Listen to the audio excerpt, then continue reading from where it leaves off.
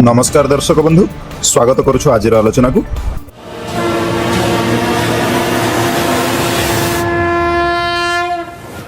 ओडिशार प्रथम पूर्णांग आनिमेशन चलचित्र महाप्रभु जगन्नाथ निकटरे पालटिछि चर्चार केन्द्रबिंदु।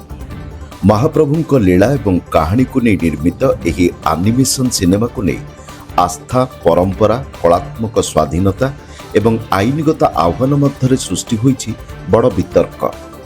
सामाजिक गणमाध्यम बेस आदृत होइथिबा एही आनिमेशन वेब सीरीज सफलता पर यह ओडिया, हिंदी एवं तेलुगु भाषा होइछि प्रस्तुत।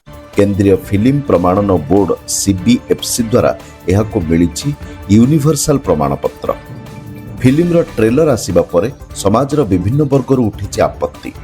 पुरी गोवर्धन पीठर श्रीमद जगद्गुरु शंकराचार्य स्वामी निश्चलानंद सरस्वती जी फिल्म को नहीं व्यक्त करिसेंति गभीर असंतोष।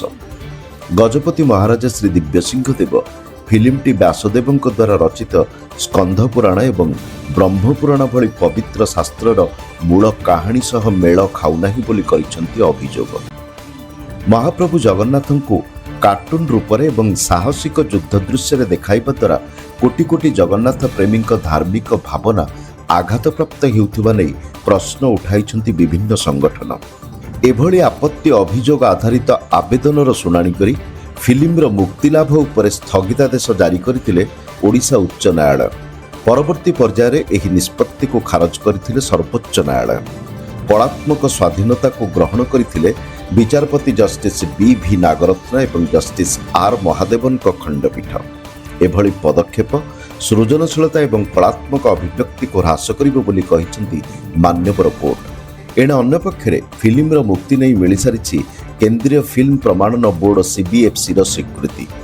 तेबे संपूर्ण घटनावली परिप्रेक्षी मन को प्रश्न आसुछि, बदलुथिबा परिस्थिति एवं कलात्मक स्वाधीनता मध्य फिल्म प्रस्तुतकर्ता शास्त्रीय तथ्य एवं भावनात्मक आवेग को स्थान देवा उचित नुहे कि? प्रश्न आमर, विचार आपणकर। प्रतिदिनर मुख्य खबर पाई दयाकरी फॉलो एवं सब्सक्राइब करंतु।